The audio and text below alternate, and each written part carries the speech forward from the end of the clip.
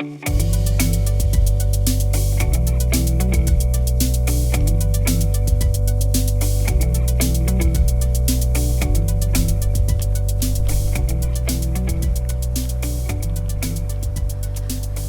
the wind is obviously blowing us from winter to spring as it's decided to linger on for another day. And in between the breaks of sunshine amongst the clouds, little pockets of blue sky now and again, we might get through this walk hopefully dry if we cross our fingers. You find me back on the Longdendale Trail. This time I'm on the south side and I am walking along the bottom of Rhodeswood Reservoir, or soon to be actually, the turning to go down onto the bridge which takes you to the zigzag bits. If you're local, you'll know which bits we mean. That's coming up on the left very shortly. Today, with the birds, I'm also with Janet and Bob, who are, well, you're now Broscrofters now, aren't you? We are, yes. But we're imports, as you'll be able to tell from our accents. Well, I think we all are. If there's one thing that we've learnt in this podcast is you're not local until you've lived here for 30 years. And well, we haven't done that, I'm afraid. No. And I don't think there's many people who I've spoken to who have been. Today we're talking, haikus,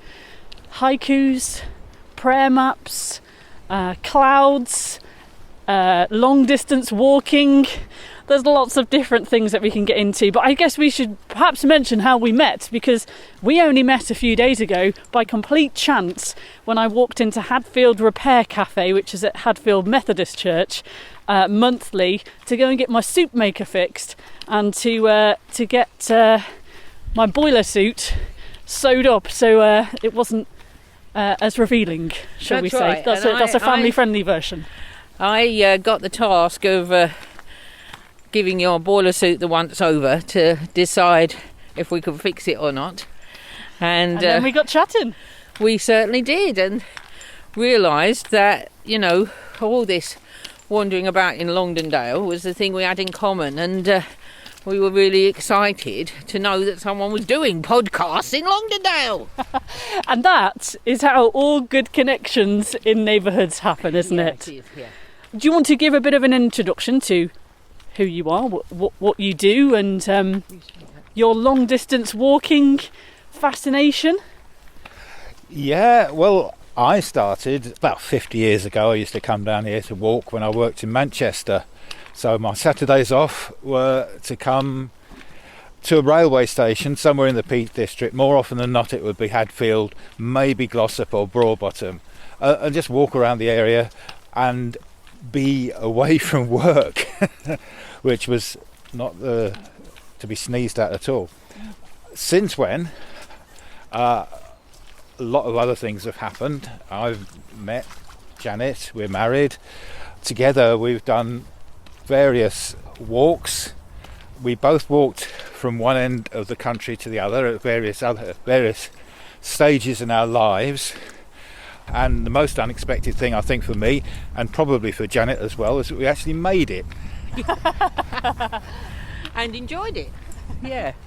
And there was a lot of fish and chips and ice cream involved. It's 20 years ago since Bob walked the end to end, and it's about 4 years ago since I did it. So we're now more engaged with going side to side, and we've done the whole of the Transpennine Trail in the past, though obviously this bit is the bit we do the most. And of course it's just always changing, and it is just the most marvellous landscape to be a part of, and to see the shapes and the colours and the life and hear the sounds and everything. And I mean, every day you come out there's something to just be awestruck by, or to touch you in some way or another that sort of opens you up to what's going on in the world around you, I suppose. Well, this morning, as we've been walking and getting to know each other on our way down the trail, we've seen cowslip, we've seen a very tiny, small black bunny. Yes. Well, like I say, there's always something. I mean, this is spring now, so, It really is. You know what? When I started recording this podcast 4 weeks ago, it really was winter. Yes. And I feel like this week there's been a change. Yes, I'm sure there has. Well, the equinox has gone by, and Bob will tell you all about how the amount of sunshine now affects the temperature. Do that briefly if you wish to, Bob. Well, I think we need to reveal your credentials, Bob, because did you do a PhD in clouds? Have I got that correct? Yes, head in the clouds for 3 years. And that's why you were in Manchester. So you were studying clouds and then coming out here at the weekends to, see them in action, I suppose. Yeah, and be under them and get rained on by them and snowed on and crowed on and all that stuff. So, there couldn't be a place where clouds are more fascinating, I think. Even as I walk along from one end of the Longdendale Trail to the other, multiple times I've covered... I'm mostly log mining kilometres. I think I've done something like 170 kilometres just recording this podcast.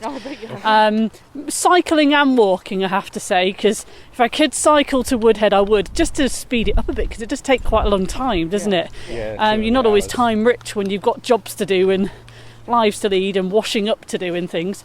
But the difference in the atmosphere, weather-wise, from Hadfield to Woodhead is incredible. Yes, you can tell by when it's snowy. You can start off in Hadfield where there's very little, and by the time you get here, we're just passing Old House Farm. There's quite a lot, and you can see all sorts of things in the snow. You can see parts where the wind goes over the edge of the hill and drops an extra deep bit of snow. You can see bits which freeze at night and bits that don't freeze at night. You can see a bit further on, just past I think Torside Crossing, there's a bit where you get striations in the snow. You get the marks that are spaced along the track, just like old sleepers used to be. Yes, I have heard about this. They are signs in some way. I don't know if the old sleepers are still underneath or if it's to do with the way the ballast is compacted. But the signs that it used to be a railway. Yes, it's like a reminder of the past, isn't it? That's Matt Ross, who is at the Peak District National Park Centre in Tintwistle, did say a few weeks ago when the snow fell there, the same thing happened, where there were lines of where the old track was, even though it hadn't been there for years. That's just spooky. Yeah, these are the things that we notice. During lockdown, we turns out we had both officially moved here. You'd kind of been lingering here for many moons, hadn't you? There'd been something pulling you back, Bob, ever since the 70s, hasn't there? There'd been something pulling Bob back, and then we sort of started being here a bit more often. But when we retired in 2019, that's when we came to the valley officially. Yeah. And of course, then we were sort of faced with, what's our contribution to the community of the valley? So, given that we were both previously in ordained ministry as clergy, Bob's obviously got involved with the Methodist Church, and that's how we came to be making soup and going to repair cafes, and I play the organ there sometimes. So we sort of got involved with them, but it's always been, I think, a feeling we had that the world of the valley was much, much bigger than that. And as Bob was saying earlier, that there's both loneliness and isolation and connection that's unseen, and it's a complicated web of things. So people can feel isolated. That's a real thing, yeah, of course. And you can walk along this trail and not see anybody. We're the only ones here at the moment. But at the same time, we have the option to connect with people through lots of different media and ways of being in touch, like your podcasts that you're doing and so on, and sharing space and airtime and thoughts and stuff. And that was partly what led to Bob developing his idea about the Prayers for Places website, which he'll now explain to us, perhaps. Well, and I was amazed when I looked on your website. You sent me the link, which we will share, link in our show notes, actually. It's almost like you were starting out doing what I have started doing in some ways, but a few years ago, in pinning content to a map of a place, inspired by the place, part poetry, part prayer, I guess. How do you describe what it is, Bob?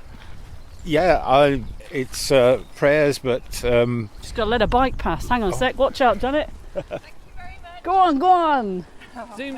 Oh, there's a dinosaur on the back. Yeah. It is basically prayers. I suppose there's a kind of element of poetryness about them, because sometimes there's feeling in it, and sometimes you've got to squash it all into a short space. So you're expecting people to perhaps read things a little bit more slowly than they would have been ordinary text, and it's kind of arranged in lines, so I suppose it's a little bit like poetry. It doesn't rhyme, but that doesn't matter. And this prayer's on broadly a Christian tradition. In other words, we mention Jesus sometimes, but not entirely, and there might be of use to other people as well. It's mostly, I suppose, the majority are by me. Some are by Janet as well. She's behind looking at Frogspawn. You wrote some of the prayers as well. What I found really interesting is they're very simple language, and they're very much inspired by the landscape, and often I will walk the trail and words will come to my mind as almost, I suppose, my form of prayer, which is more meditation, I guess, and sounds, and watching the changes of the seasons of the valley as well. So noticing, we've just walked past one of the farms which is early on in having lambs, and of course already there are a couple of lambs in the field, which wasn't when I started podcasting a few weeks ago. So observing those changes, I guess, was fascinating. Is there any particular prayers on this bit that we're doing now? He'd have to look at that, because I'm trying to send the Frogspawn man the notice about the Frogspawn. Okay, I've got to stay away from your phone whilst you're texting, because it interferes with this. It's called Spawn Map. Spawn Map? Yeah, and he maps all the Frogspawn all the way across the country.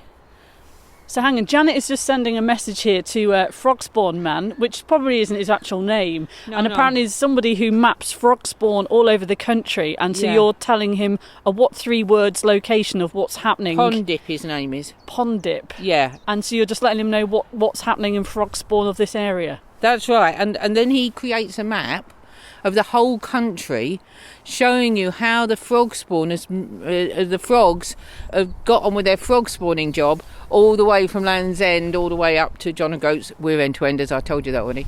Showing you how that wave of spring that is the frog spawn goes across the whole country, and wow, it's amazing. So I guess, is it maybe in Cornwall they start frog spawning earlier and then it later in Scotland?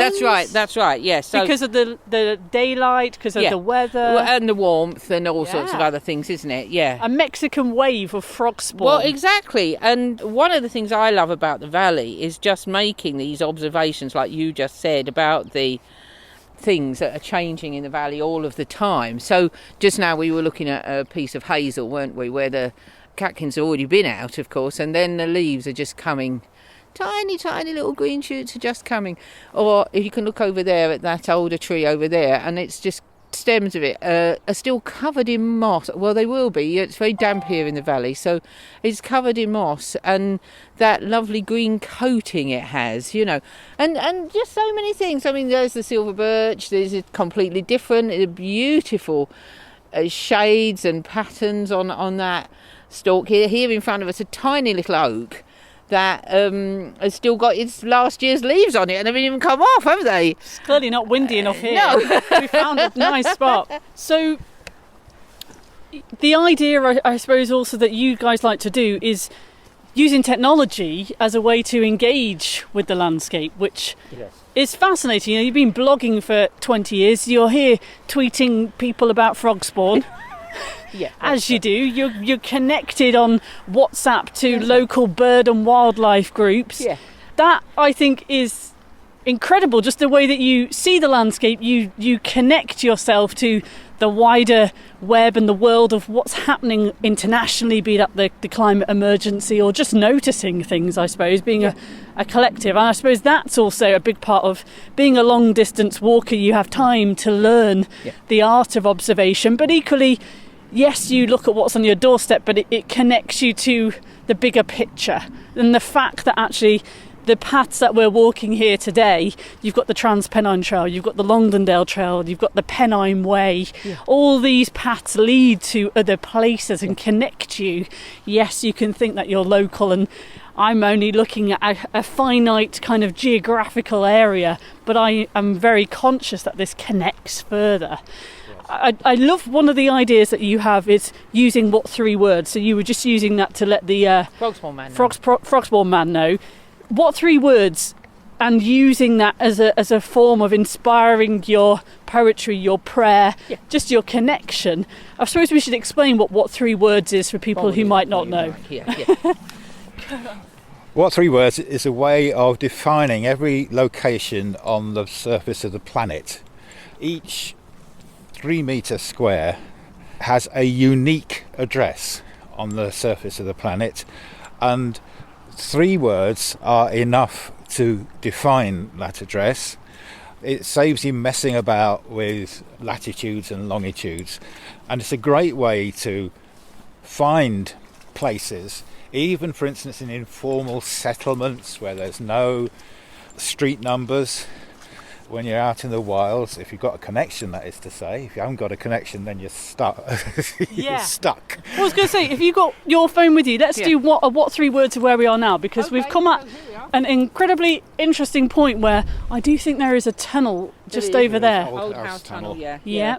Which I understand has all sorts of spooky history.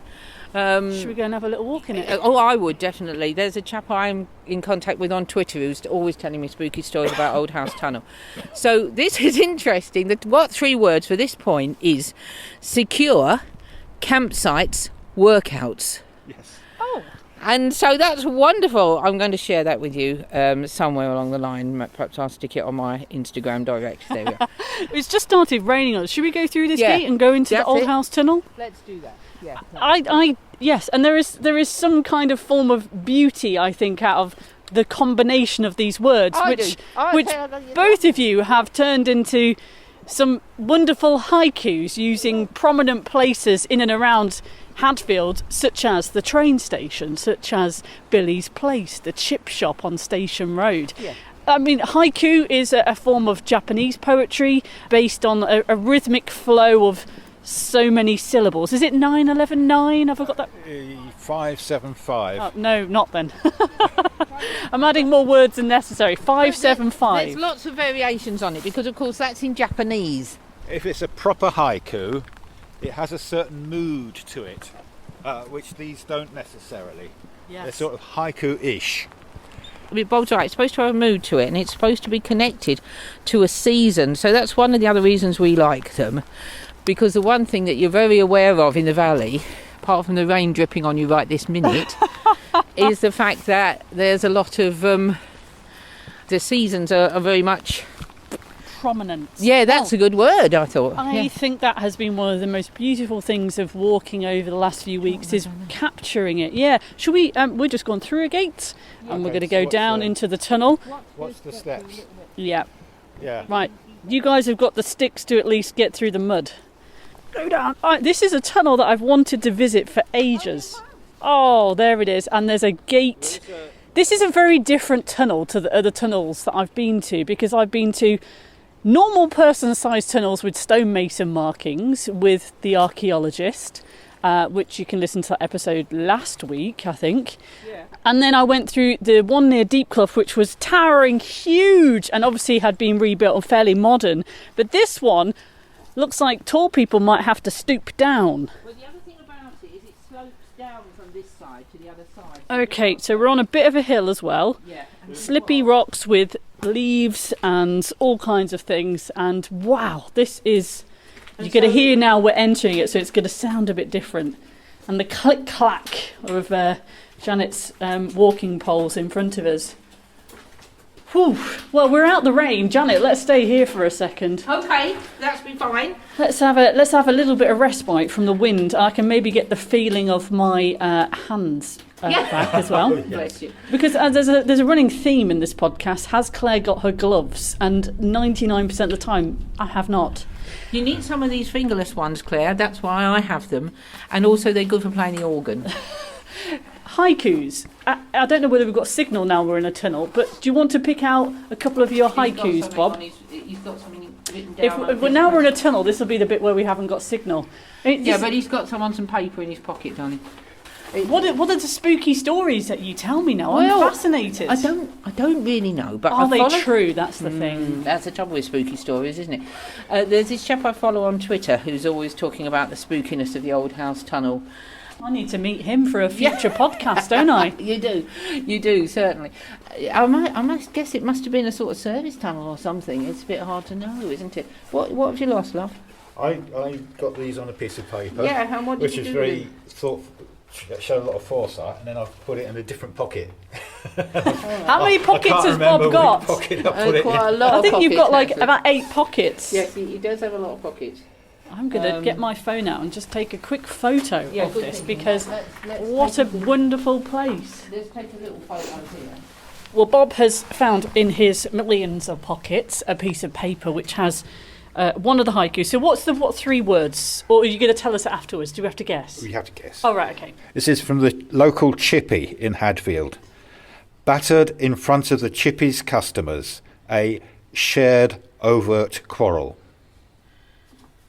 Read that one more time. Battered in front of the chippy's customers, a shared overt quarrel. I mean, I'd hazard a guess and say it's the last 3 words.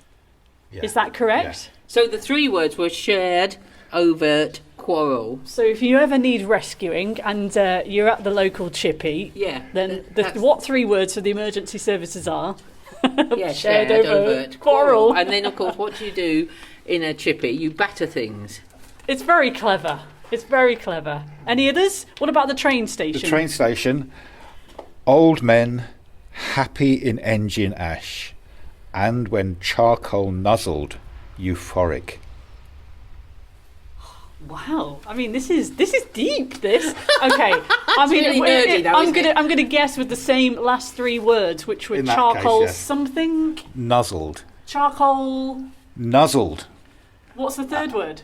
Euphoric. Oh. So being charcoal nuzzled makes you euphoric, which it does. I mean, I took Bob on the Flying Scotsman last Friday at East Lancs Railway, and there was never a man more charcoal nuzzled and euphoric in your life, you know. So you know, it's true, isn't it? But it's very nerdy as well, isn't it? You know, it's a bit, you know.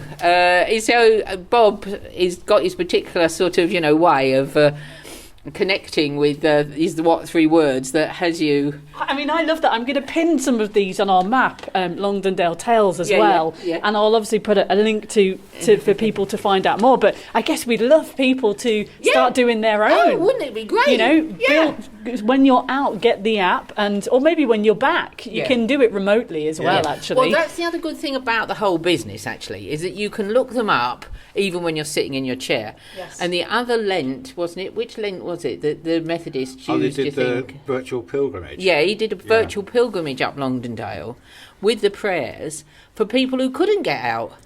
Do you see what I mean? Because they could still follow the map, if you like, and the distance and everything on their device, whatever it was, sitting in their own house. Yes. And that's another sense of connection, especially for where people are isolated, you see. Mm-hmm. The thing about pilgrimages, it's become very, very popular. And people love to go on about how they went to Rome or how they went to Jerusalem and stuff. But, you know, for some of us, getting up the high street's hard enough. And yet this opens up the possibility for lots of other people to join in. And you know, a few people did, didn't they? And you got some feedback about it from people who wouldn't otherwise have been able to get out and do that, you see. I'm really for that, because although these are walking podcasts where I encourage people to maybe follow a similar path to we are, I'm equally like, actually, if you want to stay at home and you're not as maybe active as you used to be, you can still enjoy walking the reservoirs with me. Exactly. Pop your headphones on, you'll feel like you're in this crazy tunnel with us in whatever But you'll be warmer, hopefully. Well, you know, I can tell you the location of where we are now, which comes up with pretty needed chill.